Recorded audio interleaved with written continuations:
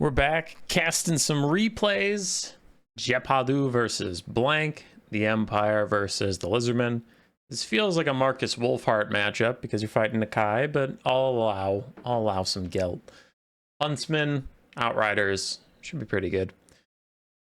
I've been holding off on recording too many replays because I feel like there's gotta be a patch sometime soon here. CA did mention with the Skulls event we'd be getting Blood Knights, Sword and Shield, and then like Hobgoblin Bolt Throwers.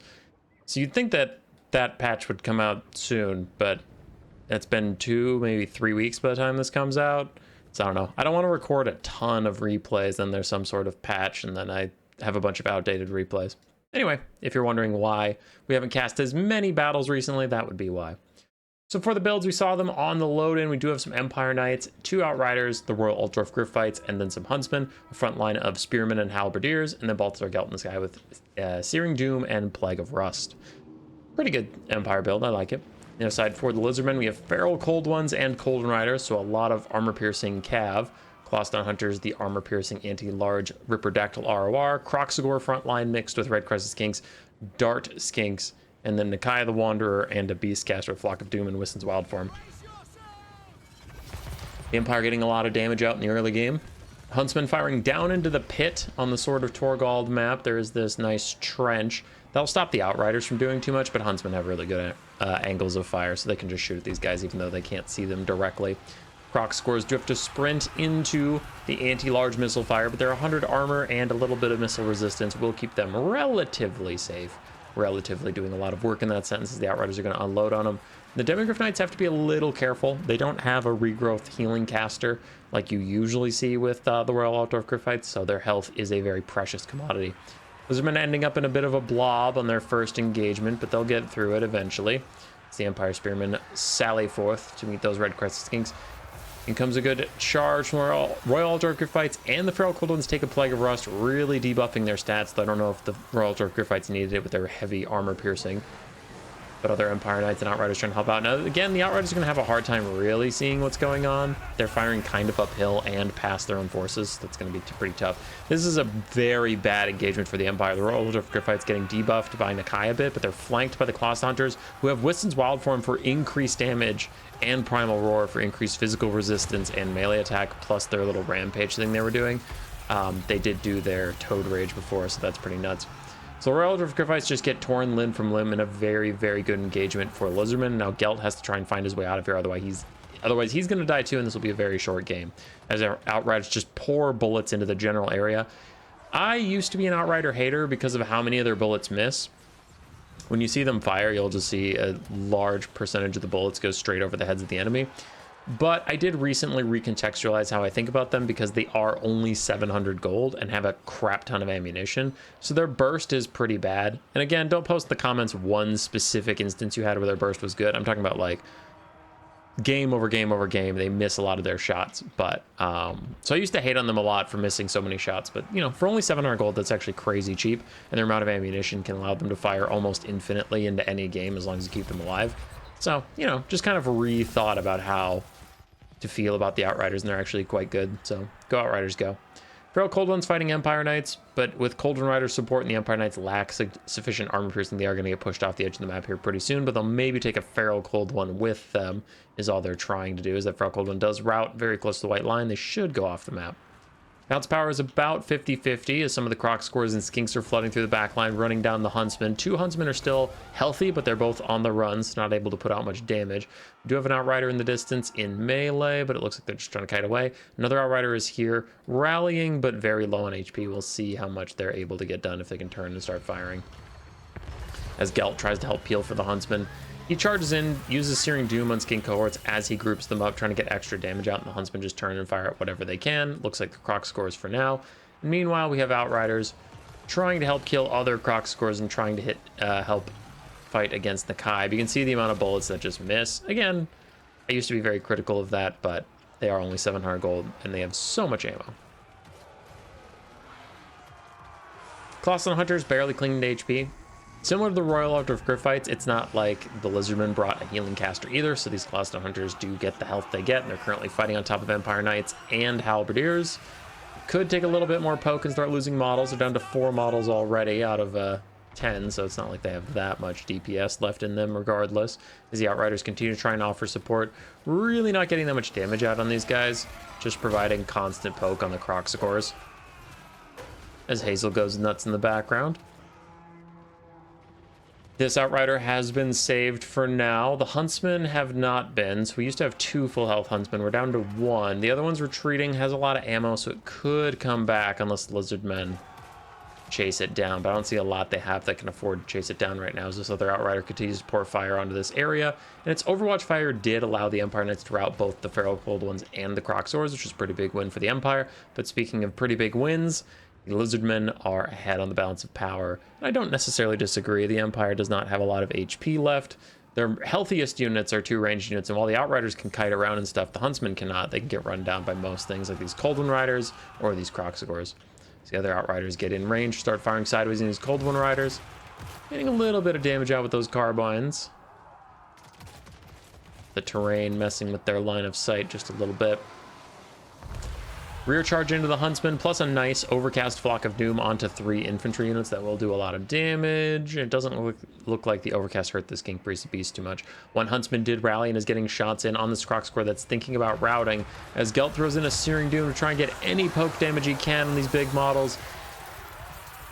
Looks like Clausen Hunters did manage to dodge out of most of that, so Searing Doom is a bit wasted. The Huntsmen are just going to have to stand their ground and fire. They know they can't outrun the problems coming straight for them, so the Velociraptors coming up over the hills.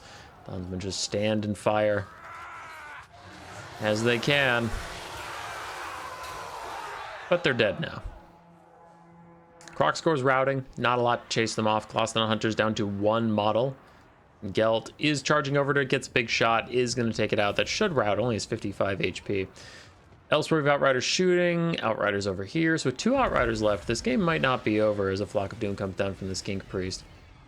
The Outriders should be faster than everything left on the map. With 2 of them, you could get some nasty crossfires going as this very healthy one fires downhill into Nakai. You can see not a lot of damage out onto Nakai, but it is slow poke.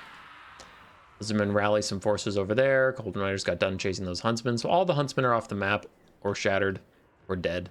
I don't see any other of their flags around. We still have some Outriders over here. They're going to turn and fire for a little bit. And Nakai just walking, trundling through a giant bullet storm that keeps coming for him, constantly poking him down. Bounce power is evening out a little bit from where it used to be as these Outriders are going to run forward. Snipe out a couple Golden Rider models. Wow, only 4 models, 80 HP, and their leadership is still positive somehow. Gelt rear charging them should take care of that. Oof. Yeah, they just straight up died to the Outrider volley and then a follow volley on the Croxicors too, who are also walking into the carbines. Ooh, no, something terrible happened on the high ground while I was watching that. Somehow this Outrider ended up in melee with Golden Riders. That's just a mistake from the Empire. A pretty big mistake at that. That Outrider had 13 ammunition. This one has 8. So this one has a lot more models and stuff.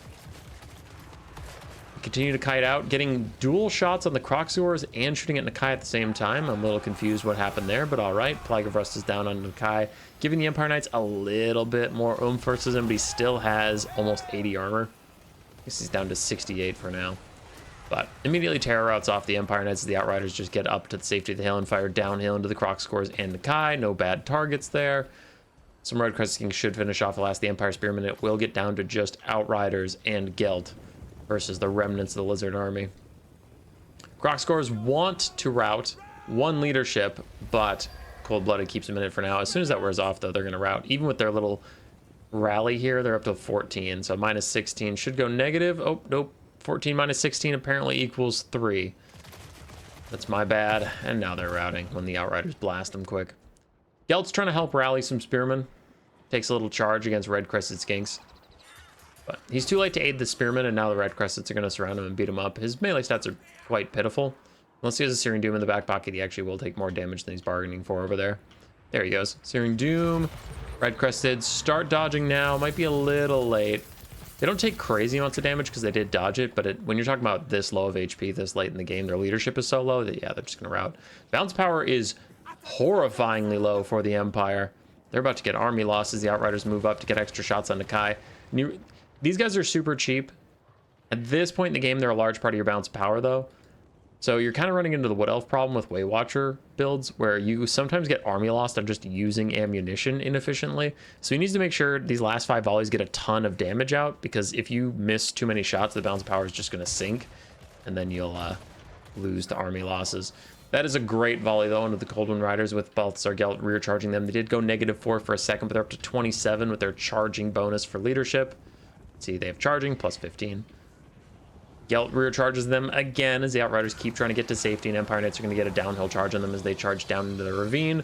Cold Wind Riders have no idea what's coming for them as they're down to 1 leadership for a second, then they get up to 20, and then they get down to 4, and they have to turn and fight the Empire Knights charging to the side of them.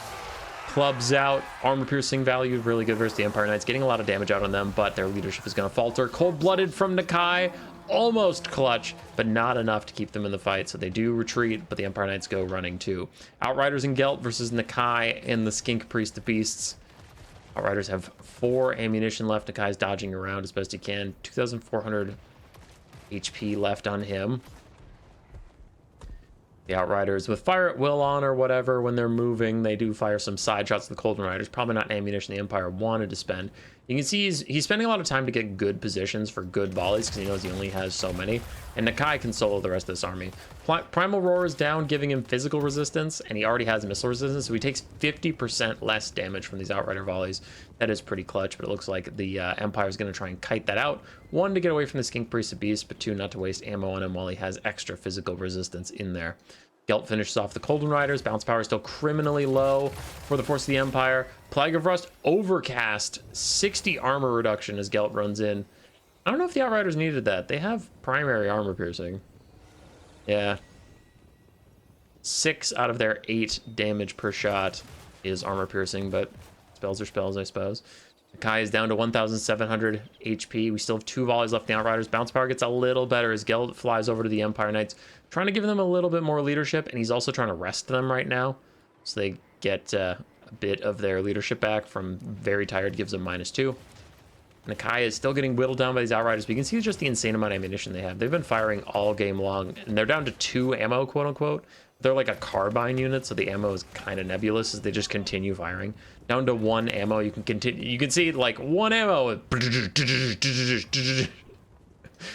I thought you said you had 1 shot. Each of the Outriders fires like 8 more, but it's 1 carbine shot, so there's a lot of burst there. That 20 ammunition they start with is crazy deceptive. Base value 19. As they've just been firing and firing and firing with this 1 shot left. Nakai takes a lot of damage, down to 400 HP. Cold Blood is the only thing keeping him in it. Outriders are officially out of ammo, though, but they have done so much damage to Nakai. Another Plague of Rust Overcast, and once again, Balthasar Gelt does not overcast damage himself. Honestly, those Plague of Rust Overcasts were super risky. If either of the last ones had given him that little mage burst of damage that they sometimes do, Gelt would have died or routed off, but Nakai is going to be the one that routes off, leaving just a Skink Priest of Beast, who would have been casting Flock of Dooms if he still had the Winds of Magic, so I doubt he has anything to save himself. Lizardmen are down to 1 unit. They do just surrender from there. GG, good comeback from the Empire of Giapadu. Gelt did fine, Spearmen did their jobs, Halberdiers did pretty well. Huntsmen also did pretty well. Empire Knights did not get a lot of value, but they did just have to block and run stuff down. The Outriders are the real winners. 1 paid for itself and a little extra, and 1 paid for itself 3 times over. So, there are good units. I rescind my hatred. Just needed to think about it a little different. Cold One Cav, very mixed value, but overall fine. Croc Scores did okay. Flock of Doomcaster did well. Yeah, GG's. Rawr. Subscribe, yes, yes.